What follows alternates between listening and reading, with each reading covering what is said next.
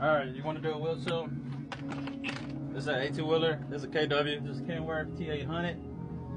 We're going to definitely have to do the brake pads now because some things are too saturated. Some people clean them, but it's downfall that, yeah, he ran them like that. Usually happens with 15, 16, you want to take the axle out.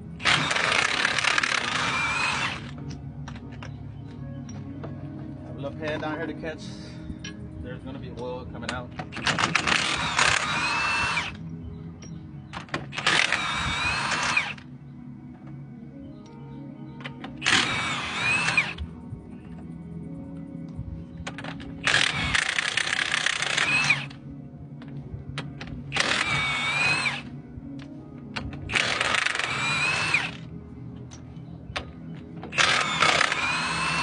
So we do a wheel seal. We're going to have to do the wheel seal. This gasket, if it has one, it looks like it does have one, but this is your axle. Let's check it. You can hear the play. Here, I'll bring it close to you.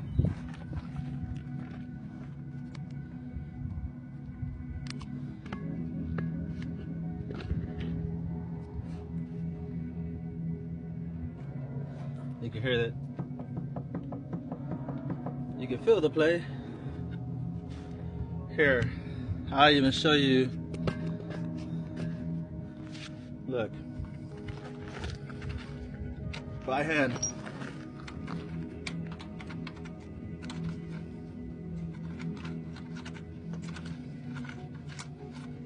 So if it would have came off or you would have kept driving it, it would have definitely apart. It was like whoever did it before me didn't put the pin down.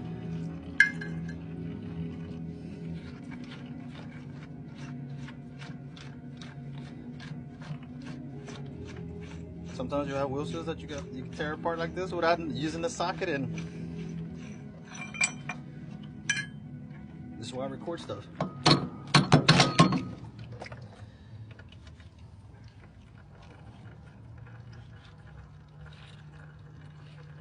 Bearings are good. Does this have a cone? No, it doesn't, because sometimes you have some that have a cone, and I tell them that cone is like a dummy proof. It made so you won't be over torquing it. But there you go. That's your wheel seal right there. You have tore it apart. I have tore it apart. Also, these brakes are famous for hitting you in the face. So that's why people say use a bar at the no, bro. These brakes are known they take out people. I've seen it happen.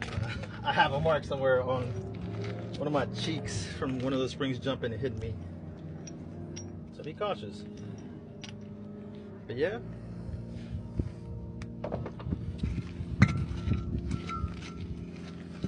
Alright, let's put this in the drum. This is what we usually do. Get some rags for all this.